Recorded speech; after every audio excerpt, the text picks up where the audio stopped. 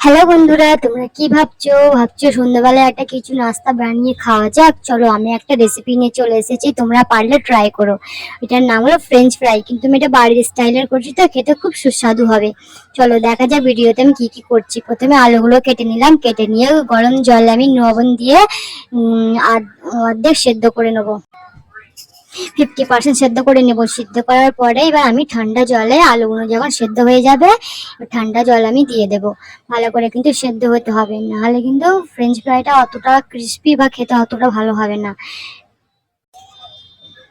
ভালো করে সেদ্ধ করে নিয়ে ঠান্ডা জলে আলুগুলো দিয়ে দিতে হবে।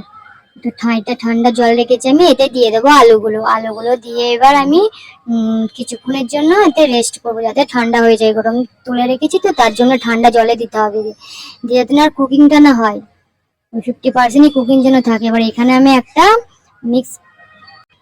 মিশ্রণ তৈরি করব। এটা আছে আমার কর্নফ্লাওয়ার, ময়দা, গোলমরিচের গুঁড়ো, বেকিং পাউডার, লবণ আর লঙ্কার গুঁড়ো দিয়ে মিক্স করে নিলাম। আমি এটা ময়দার একটা মিশ্রণ করে নিতে হবে। এবার এইদিকে তেল গরম করতে বসিয়ে দিয়েছি কড়াই।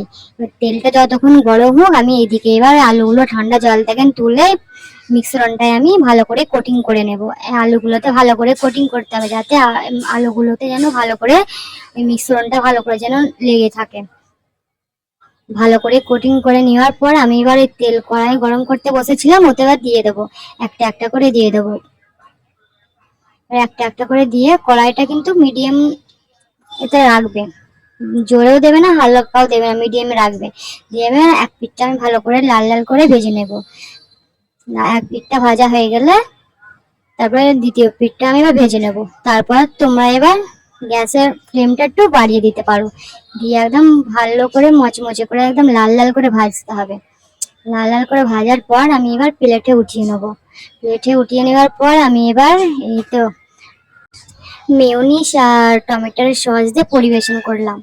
তোমাদের কাছে যদি মেয়োনিজ না থাকে বা টমেটোর সস দিয়েও খাওয়া যায়, বা টমেটোর সস না থাকে মেয়োনিজ দিয়েও খাওয়া যায়, যেটা দিয়ে হলেও খেলেও চলবে। এই খাবারটা কিন্তু বাচ্চাদের খুব প্রিয় খাবার।